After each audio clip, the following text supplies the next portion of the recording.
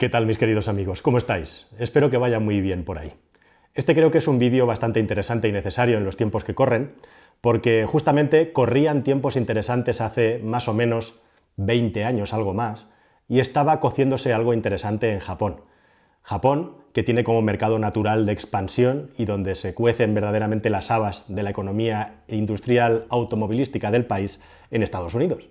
Y allí justamente empezaron a desarrollar los sistemas de hibridación para los automóviles, porque, entre otras cosas, pues no dependen de Europa, y en Europa andábamos con un acercamiento totalmente distinto al descenso del consumo de petróleo,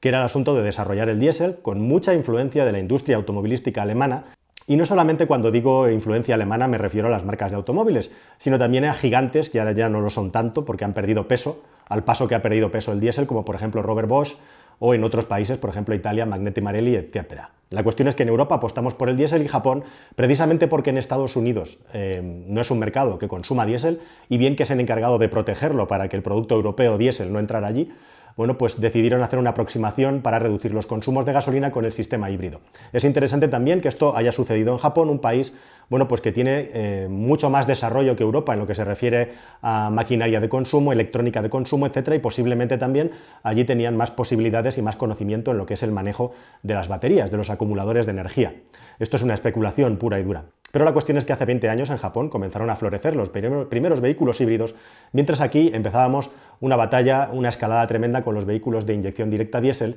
que en los inicios, debido a que las normativas anticontaminación eran bastante menos fuertes que son ahora, tenían un rendimiento, una relación entre prestaciones y consumo que es prácticamente inigualable y ha sido inigualada a lo largo del tiempo, con excepción con los vehículos híbridos, como te voy a contar, y en otro vídeo que voy a contar a continuación próximamente, relacionado con los vehículos que menos consumen del mercado. La cuestión es que ha llegado 2020, tenemos unas regulaciones y unas normativas anticontaminación muy fuertes y muy claras, y los japoneses, que muchas veces hacen tecnologías muy complejas que no acaban dando un resultado bueno, con el caso del híbrido dieron auténticamente en la diana. Y es que el motor híbrido tiene una serie de ventajas que se han demostrado definitivas a lo largo del tiempo, y es por eso que grabo este vídeo con los 5 motivos principales para hoy en día comprar un vehículo híbrido frente a un diésel en base a todo el desarrollo tecnológico que ha tenido la tecnología híbrida y cuáles son las claves que hacen que un híbrido sea más interesante que un vehículo diésel. Justamente hablando de hibridación, diésel, fiabilidad, aquí tenemos uno de los puntos fuertes y más importantes de los vehículos híbridos, que es la fiabilidad. Y es que en los rankings de los últimos años, sistemáticamente las marcas japonesas están en primera posición, y no solamente porque los japoneses tradicionalmente han hecho vehículos muy fiables, con unos niveles en relación al mantenimiento también, coste de mantenimiento, muy interesantes, sino que además han conseguido que con estos vehículos híbridos sus coches sean siempre de los más fiables dentro de los rankings. Han aguantado muy bien el trato duro, e igualmente el hecho de ser híbridos trae una serie de ventajas aparejadas respecto a la fiabilidad del vehículo, porque en definitiva hay menos cosas que se puedan romper. Llámese sistemas de inyección indirecta muy complejos, llámese turbos. En los vehículos eléctricos el turbo vendría a ser la máquina eléctrica que ayuda al motor a moverse en determinadas circunstancias, llámense todos los sistemas de filtrado y regeneración que hay después de la combustión, es decir, filtros antipartículas, válvulas EGR, sistemas de reducción catalítica por urea para eliminar los óxidos de nitrógeno. Todo esto en los vehículos híbridos se ha conseguido eliminar, y en el caso de la marca líder en hibridación como es Toyota, incluso hay cosas tecnológicamente que podrían llamar la atención por atrasadas, pero gracias a que, por ejemplo, un vehículo híbrido de Toyota no tiene inyección directa, muchos de los sistemas de descontaminación que también tienen que llevar ahora los vehículos de gasolina, sean híbridos o no, como por ejemplo los filtros de partículas, que ya es algo prácticamente obligatorio para todos los motores térmicos, excepto para los híbridos puros. En este vídeo siempre me estoy refiriendo a los híbridos puros. Bueno, pues el hecho de tener inyección indirecta les permite funcionar sin tener que tener filtros antipartículas, porque los motores de inyección indirecta, aunque tienen un menor rendimiento de potencia, tienen la ventaja de que no generan tantas partículas porque no hay ni tanta presión en la cámara de combustión y por lo tanto no se alcanzan ni temperaturas ni presiones tan altas. Y además la inyección indirecta también tiene ventajas interesantes, sobre todo para las medias y las bajas cargas, que es a donde justamente más ventaja se le saca a los motores híbridos. Así que este grupo, esta terna en la que tenemos un motor de ciclo Atkinson normalmente en los vehículos híbridos, que son unos motores además que tienen la ventaja de que tienen muy poca potencia, pero por contra tienen también una reducción de consumo importante, más la máquina eléctrica, más la batería, Se ha demostrado ser un terceto, un triunvirato de triunfo en lo que se refiere al desarrollo de un vehículo que es capaz de igualar al diésel en muchas ocasiones o incluso superarlo en cuanto a emisiones. De esto vamos a hablar un poquito más adelante. En el asunto técnico, se han demostrado que son uno de los vehículos más fiables que hay en el mercado, con el añadido además y en segundo lugar la ventaja que tienen de que son bastante más baratos también de mantener, tienen un menor mantenimiento. Esto de más o menos baratos habría que matizarlo porque efectivamente los mantenimientos y las revisiones de los vehículos híbridos son caras e igualmente cuando hay una avería en un vehículo híbrido también puede llegar a ser bastante cara, especialmente si tiene algo que ver con la máquina eléctrica que mueve o ayuda al motor térmico a moverse o el asunto de la batería o cualquier componente que esté relacionado con estos dos componentes básicos como puede ser un inversor de corriente, etcétera, etcétera, etcétera. Son reparaciones caras, son mantenimientos caros, pero primero de todo, estas reparaciones cuando suceden, al final, puede que como máximo acaben igualando todas las reparaciones o mantenimientos que se le han hecho a un vehículo térmico y con el mantenimiento pasa igual. Los mantenimientos son menores. Y en otros componentes que son típicos de cualquier automóvil, como por ejemplo las pastillas o los discos de freno, gracias a que estamos utilizando el sistema de regeneración de energía para cargar la batería y luego volver a utilizar esa energía, pues por ejemplo el sistema de frenos sufre muchísimo menos y se tienen que cambiar menos pastillas y discos hasta el punto que hay taxis que aguantan tranquilamente más de 100.000, 120, 140.000 kilómetros sin sustituir estos componentes. Tienen sus propias particularidades, como digo, tienen sus propias averías, pero las tienen con menor frecuencia y cuando ocurren, que pueden llegar a ser costosas, hay un efecto psicológico de decir, jolines, me he estado ahorrando dinero, pero ahora me lo tengo que gastar en arreglar o mantener mi vehículo híbrido. Pero al final, en el largo plazo, siguen siendo más económicos y más baratos de mantener. Y hay una cosa muy interesante respecto a los consumos, y sería el tercer punto, que son las emisiones. Una vez que hemos hablado de fiabilidad y de coste de mantenimiento, es el asunto de las emisiones. Y hay algo de lo que no se habla mucho y que ha resultado ser definitivo en los vehículos híbridos, en los que tienen ventaja respecto a los vehículos diésel, que es a donde estamos comparando en el vídeo de hoy. Desde luego la idea de este vídeo no es demonizar el diésel, hablaremos de las ventajas del diésel en otro vídeo, pero sí hacer una comparativa y porque a día de hoy el vehículo híbrido es claramente más ventajoso que un coche diésel con algunas excepciones. Por supuesto que hay excepciones en las que el diésel todavía puede compensar. En cuanto a consumos, si hacemos un abanico de todos los tipos de conducción que se pueden llegar a dar y los resumimos en 5 tipos de conducciones: conducción urbana, conducción por carreteras de circunvalación en ciudad,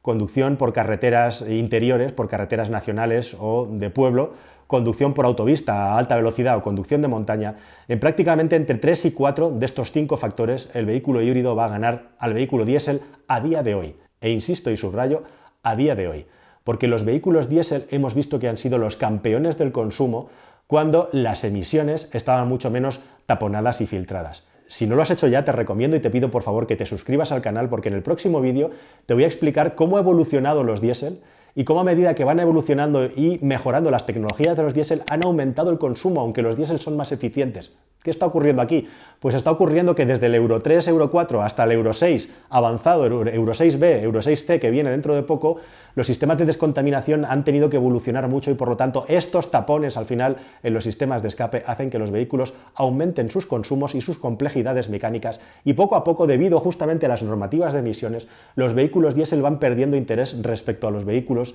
híbridos. Y lo más llamativo es que si nos vamos hoy al ranking, al top de los vehículos que menos consumen en el mercado, quitando del medio los vehículos eléctricos e híbridos enchufables que irían por otra vía comparativa, porque aquí la mayor parte de la energía se consume de la red eléctrica y no del motor térmico, el corte lo ponemos en los vehículos híbridos estándar o híbridos autorrecargables, que es como la industria está intentando venderlos. Híbridos ligeros los dejamos para otro vídeo, ya lo hemos contado mucho, pero hoy aquí me estoy centrando en los híbridos puros o híbridos autorrecargables.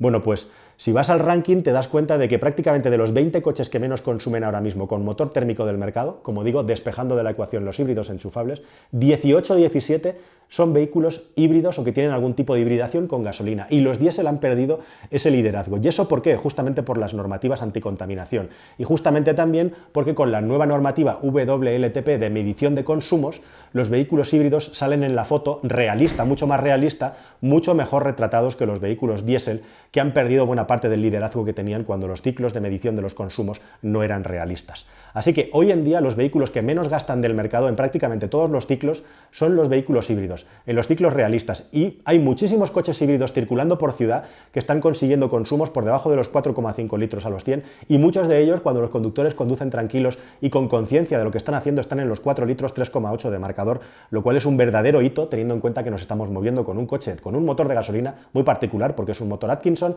que además tiene una máquina eléctrica y una batería que es capaz de regenerar energía para luego volverla a aprovechar y de ese modo funcionar mucho tiempo en modo entre comillas eléctrico casi puro en ciudad, que es a donde más hace falta además que el coche contamine menos. Y ojo, con baterías, por un lado con cajas de cambio en el caso de Toyota muy avanzadas, por otro lado con baterías que no tienen ninguna tecnología especial y que han demostrado ser extremadamente robustas. De hecho,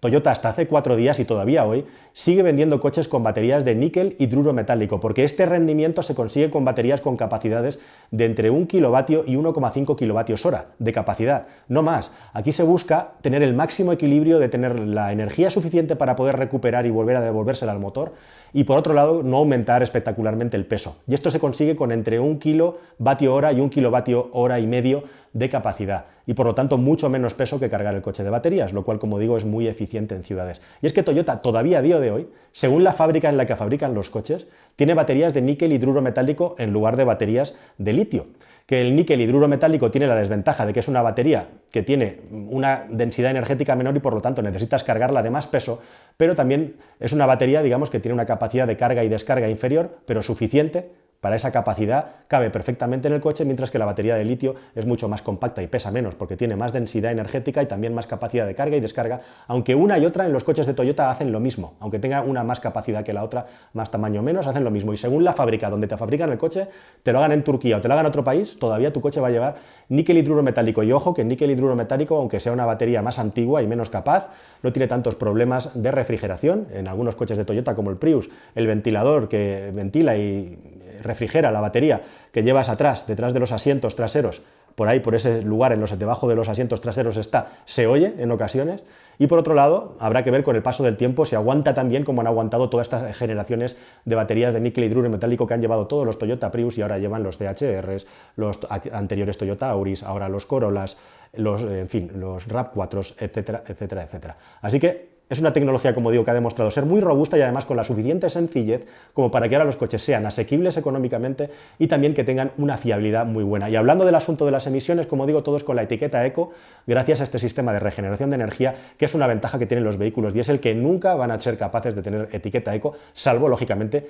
que se les añada la electrificación. Y si al final tenemos un vehículo diésel que sea híbrido, siempre va a ser más caro que el de gasolina, porque sus motores, sus componentes, el turbocompresor, va a hacer que aumente, que se encarezca su coste. ¿Veremos algún día un diésel híbrido sin turbo? No sé si eso tiene mucho sentido. De momento no lo hemos visto, pero bueno, yo ahí dejo la idea. Relacionado directamente con las emisiones, porque esto es una relación de 1 a 1, en el ranking, en el top de consumos de hoy en día, nos vamos a llevar una gran sorpresa.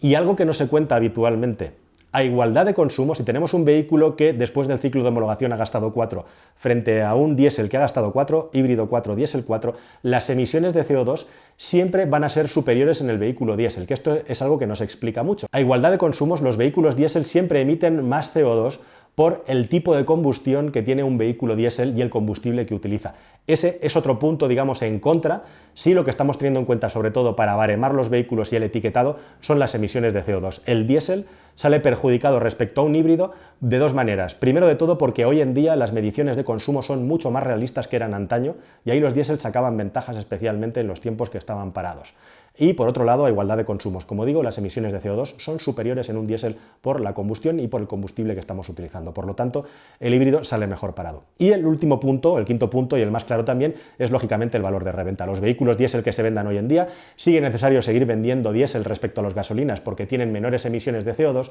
pero a medida que las hibridaciones y las hibridaciones ligeras vayan aumentando en los vehículos de gasolina, los diésel cada vez van a ser menos interesantes desde el asunto de las emisiones. Y en este aspecto, además, con 10 años vista, un vehículo híbrido hoy en día va a tener un valor de reventa muy superior al de un vehículo diésel, etiqueta eco frente a etiqueta C, porque la etiqueta C, dentro de la gradación de etiquetas, B, la de mayores emisiones, C menores, eco 0, pues el C siempre va a llegar antes al punto en el que va a tener restricciones y prohibiciones de aparcamiento y circulación actualmente y en el futuro, a medida que se vayan aumentando estas restricciones respecto a los vehículos híbridos. Así que estos son los 5 motivos por los que un vehículo híbrido hoy en día es más interesante, digamos, para una casuística general para cualquier usuario respecto a un vehículo diésel, y por supuesto los coches diésel pueden llegar a ser y son interesantes todavía para determinados usos y determinados usuarios.